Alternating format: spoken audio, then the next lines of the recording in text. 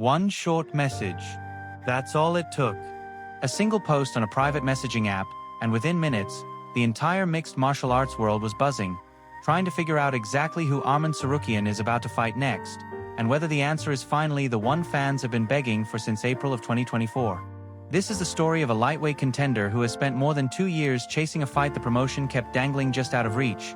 A legend named Jon Jones weighing in on two of the biggest names to ever wear UFC gold, and a former champion named Dustin Poirier, whose own story took a sudden, painful turn far away from any cage at all. Let's start with the tease that set everything off.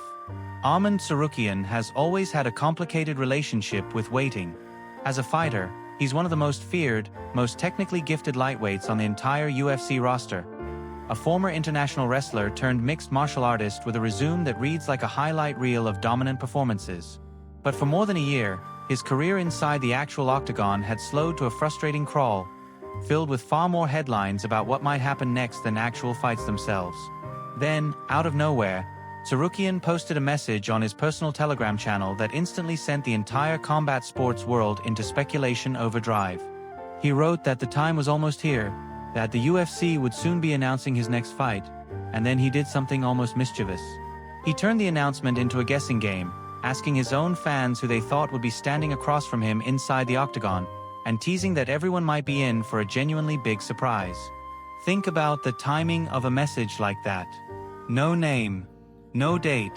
Just enough information to confirm that something real was finally coming, wrapped in just enough mystery to make every single fan scrambling to figure out the answer themselves. It's the kind of teaser that turns a normal Tuesday into a full-blown trending topic across every MMA forum and comment section on the internet. So naturally, the guessing began immediately. And most of it circled right back to one familiar name, the one fight fans have wanted for more than 2 years now. Charles Oliveira. To understand why that particular matchup carries so much weight, you have to go all the way back to April of 2024, to UFC 300, one of the most star-studded cards the promotion has ever put together. On that night, Tsarukyan and Oliveira squared off in a fight that lived up to every ounce of hype surrounding it. A genuinely competitive, back-and-forth battle that ended in a split decision win for Tsarukyan. It was close. It was debated. And it launched Tsarukyan directly into title contention. But that night carried an asterisk that a lot of casual fans forget about. During his walk to the octagon, Tsarukyan was involved in a physical altercation with a fan in the crowd, an incident serious enough that he was later suspended and hit with a $25,000 fine. It was a distraction that took at least a little bit of shine off what should have been a completely clean, career-defining breakout performance.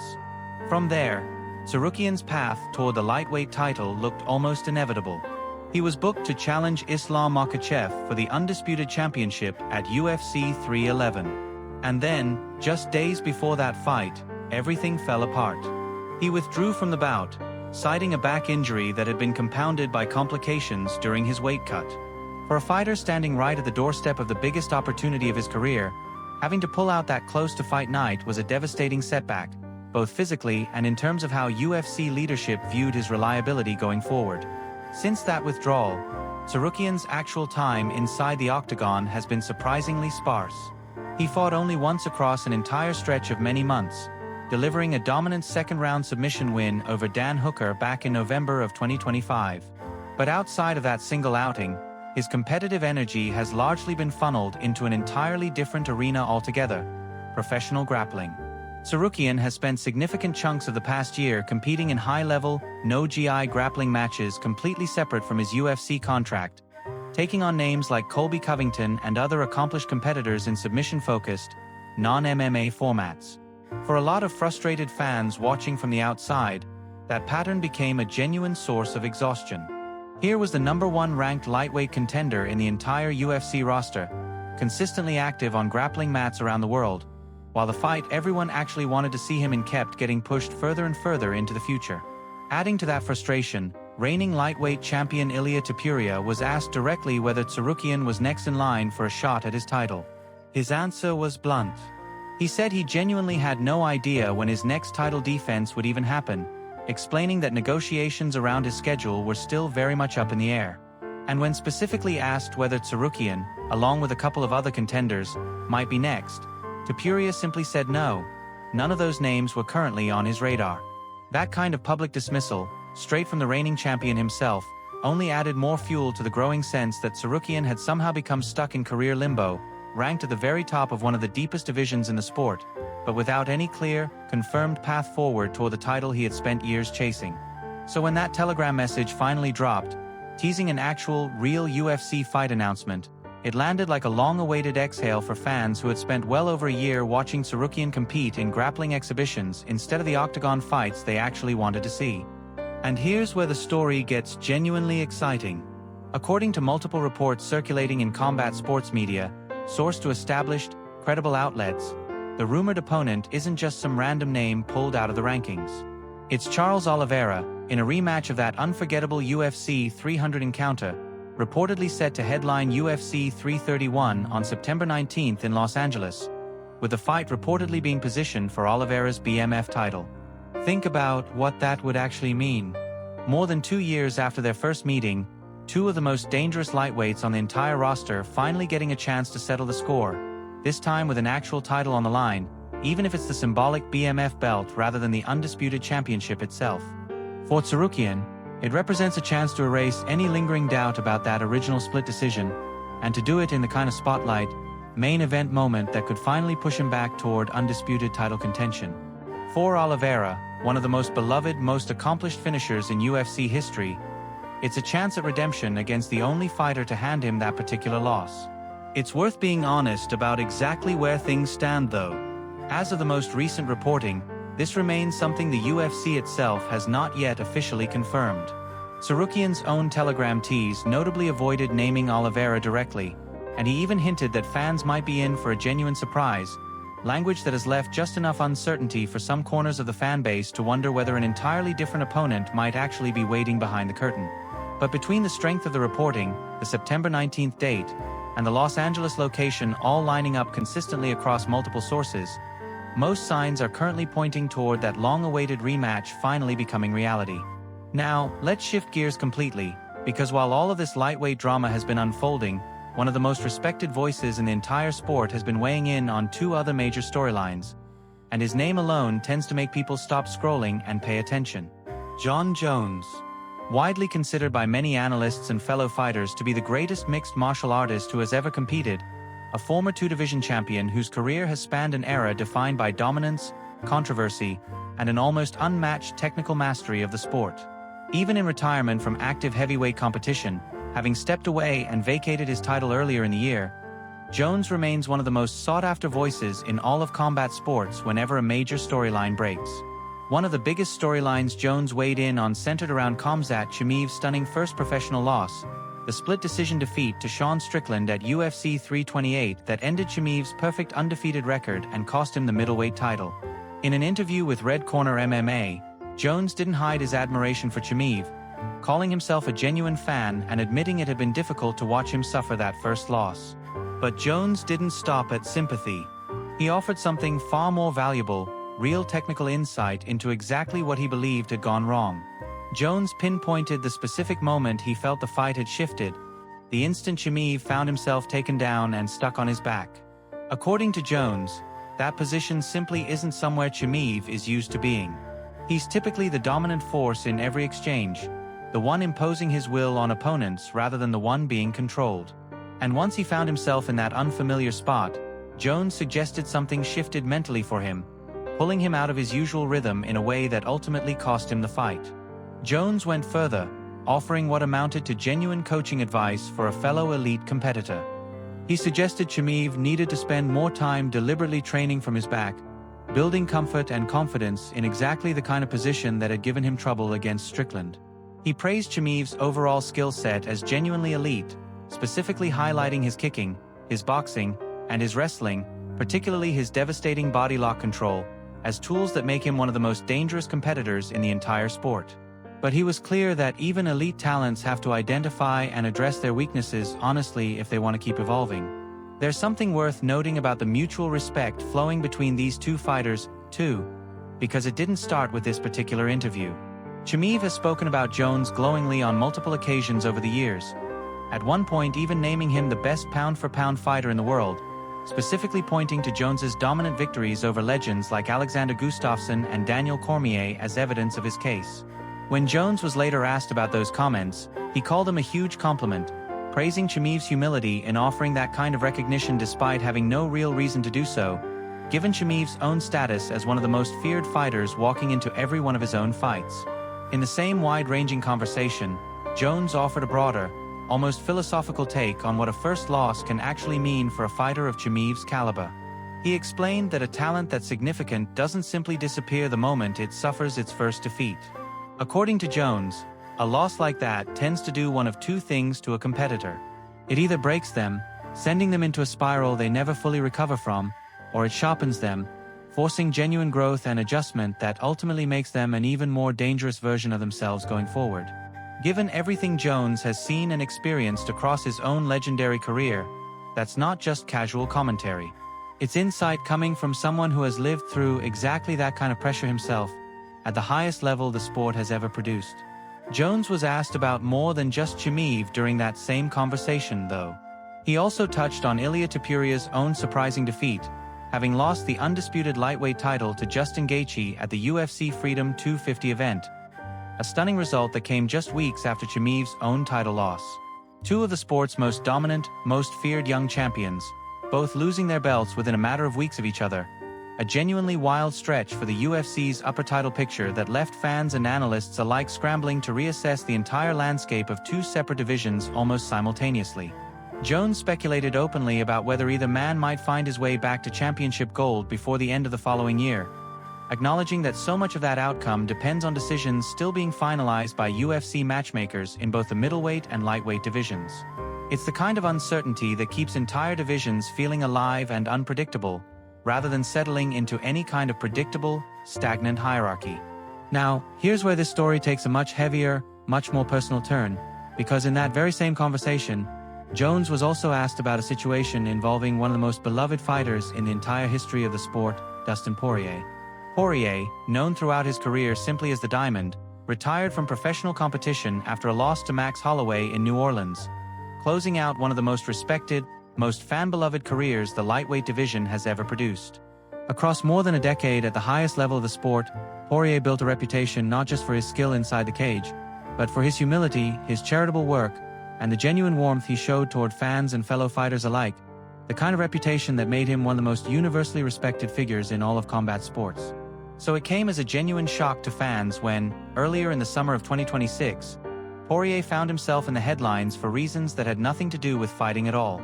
He was arrested at Atlanta International Airport, facing a public intoxication charge after being removed from a flight for failing to follow instructions from airline staff. Body camera footage of the incident later surfaced publicly, showing a genuinely difficult, distressing situation involving heated exchanges with officers and airline personnel. In the aftermath, Poirier himself came forward and spoke honestly about what had led to that moment, revealing that he had been struggling with alcohol since stepping away from professional fighting. That kind of public vulnerability, especially from someone who had spent his entire career being viewed as one of the sport's most respected, most level-headed figures, resonated deeply across the combat sports community, sparking an outpouring of support from fans and fellow fighters alike. Jon Jones was one of the voices who responded with genuine compassion rather than judgment. He wrote a heartfelt message directly to Poirier, acknowledging the difficulty of what he was going through and offering the simple, steady reassurance that this too shall pass. In a separate conversation, Jones expanded on his thoughts about the situation, offering a characteristically blunt but sympathetic observation that alcohol has a way of leading people toward decisions and behavior they wouldn't otherwise choose, a reminder that even the toughest, most accomplished competitors in the world are still human beings capable of struggling, just like anyone else. That kind of response says something meaningful about the culture inside professional fighting that doesn't always get enough attention. For all the trash talk, all the rivalries, all the manufactured drama that fuels so much of the sport's promotional machine, there remains a genuine undercurrent of mutual respect and support among fighters who understand, better than almost anyone else, just how difficult life can become once the structure and purpose of active competition disappears. Retirement hits differently for professional athletes than it does for most people, stripping away not just a paycheck, but an entire identity built around years, sometimes decades, of singular focus and discipline. Watching someone as respected as Poirier struggle with that transition served as a sobering reminder that even the most beloved, most accomplished fighters aren't immune to real, difficult personal battles once the cameras and cheering crowds fade into the background. There's another thread worth pulling on here too, connecting back to Khamzat Chimaev's own uncertain future following his loss to Strickland. In the days following that fight, longtime fighter and outspoken personality Jorge Masvidal threw out what he himself called a wild-card pick for who Chimaev should face next, suggesting a matchup against rising middleweight contender Michael Pfeiffer. A name that raised more than a few eyebrows across the sport given the significant gap in experience and resume between the two fighters.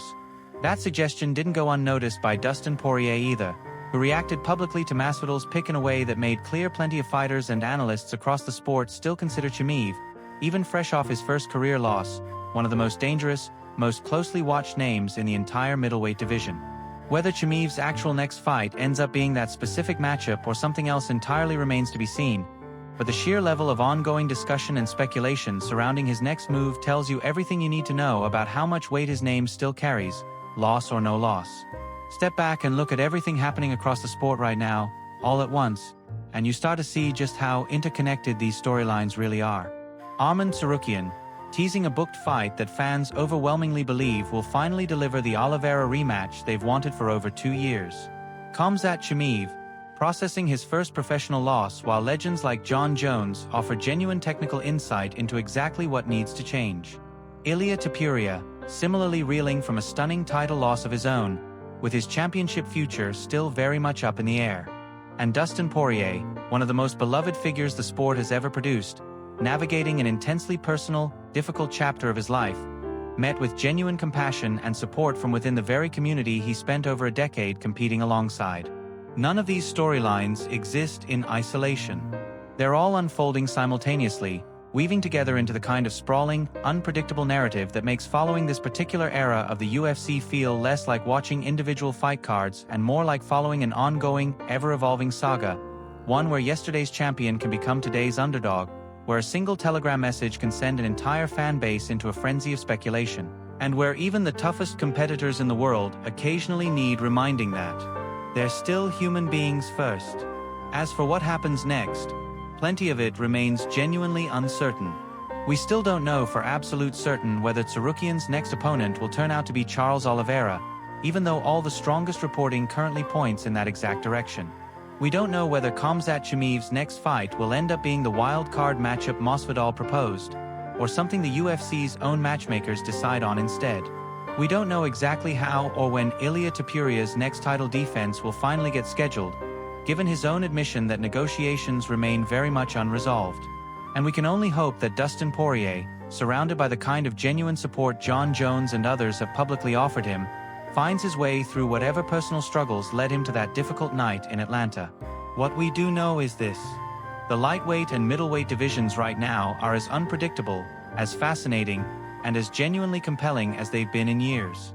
Championships are changing hands in stunning upsets nobody saw coming. Long-awaited rematches are finally, possibly, actually coming together after years of frustrating delays.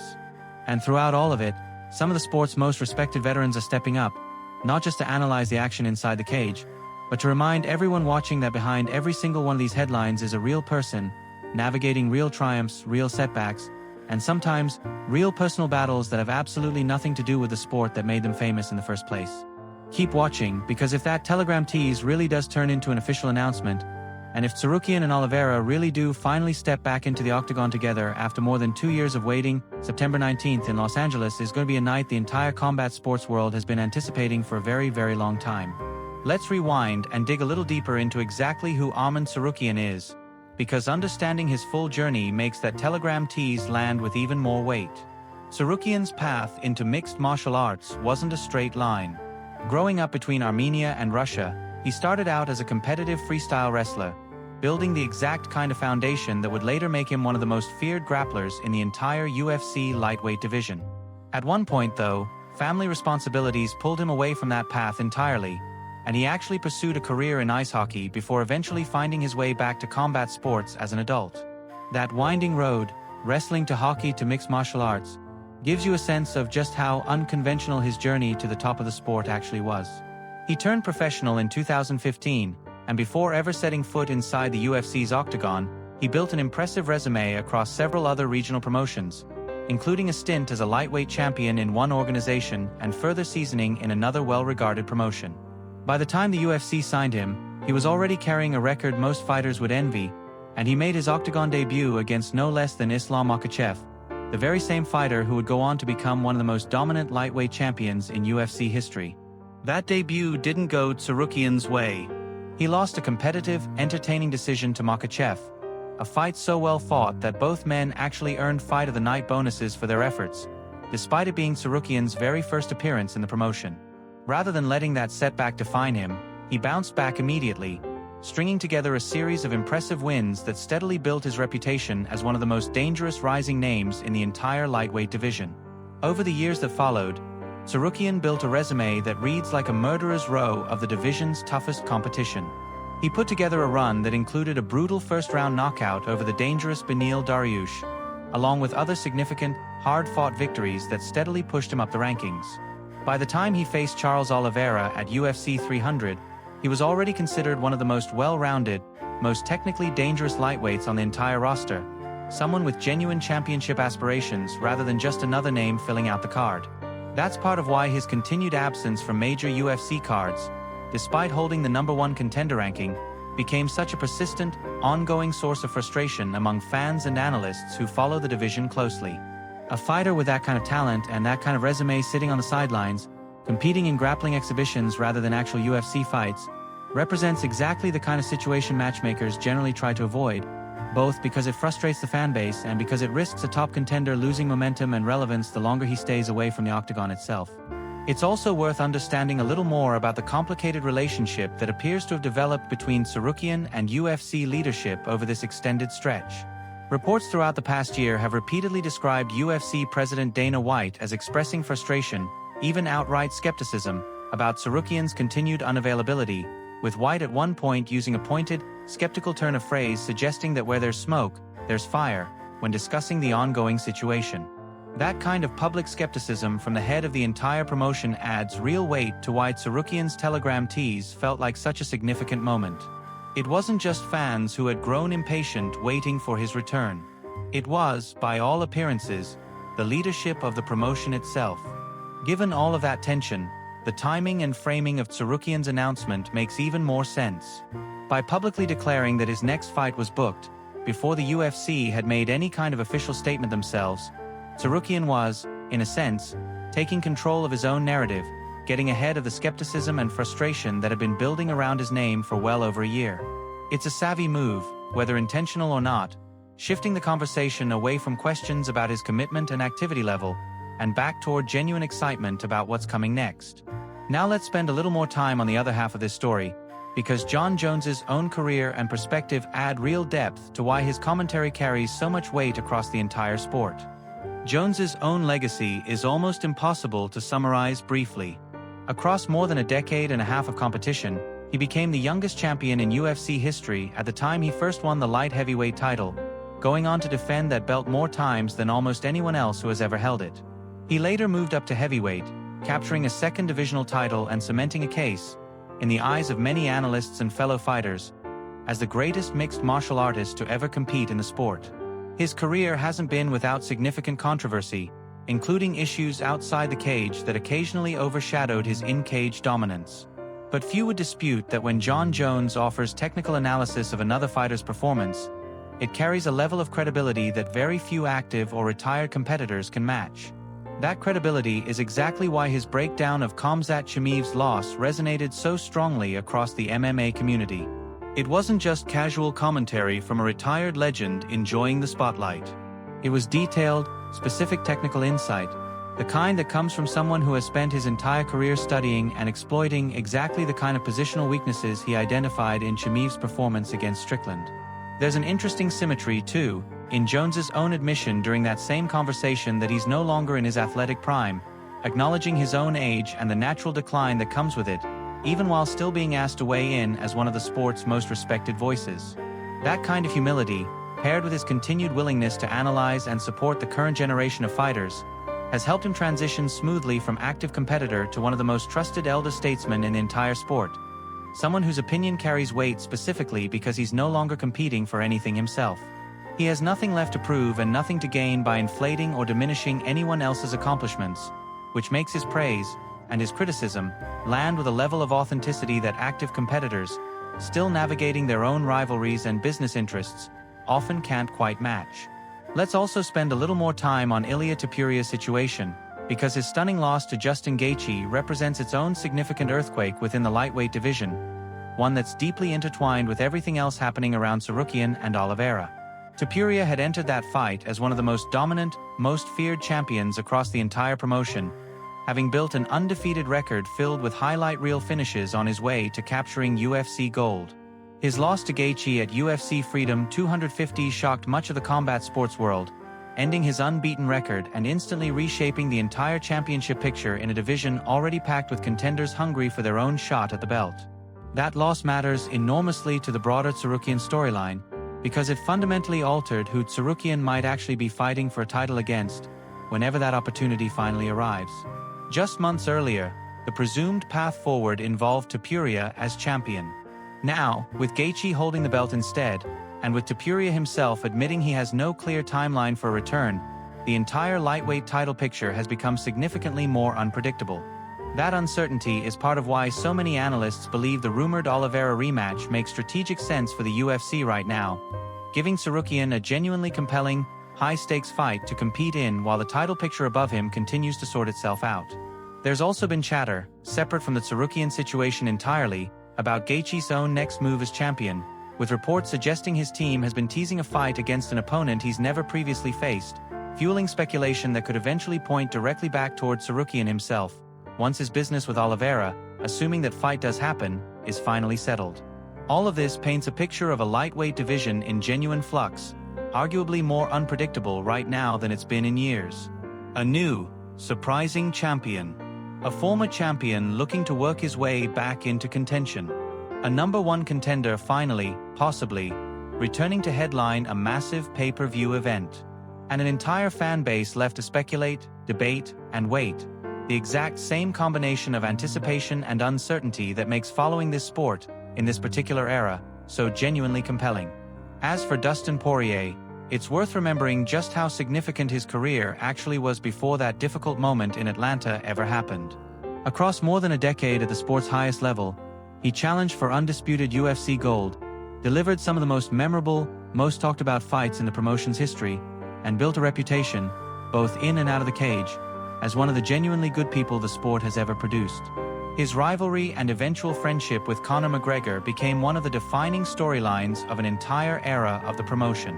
His charitable foundation back in his home state of Louisiana has provided meals and support to countless families over the years, work that continued well beyond his time as an active fighter. That context matters enormously when processing news of his arrest and the personal struggles he's since opened up about. It's easy for headlines to reduce a complicated situation down to a single dramatic moment, an arrest, a piece of viral footage, a mugshot circulating across social media. But the fuller picture, the one involving a genuinely respected champion honestly confronting a difficult personal battle after retirement, and receiving heartfelt support from peers like Jon Jones in response, tells a much more complete, much more human story than any single headline ever could. It's a reminder worth sitting with, honestly, regardless of which specific storyline in this sport you happen to be following most closely. Behind every rumor, every telegram tease, every technical breakdown of a lost fight, and every headline about a difficult personal moment, there are real people navigating real careers, real pressures, and real lives that extend well beyond whatever happens inside the actual cage.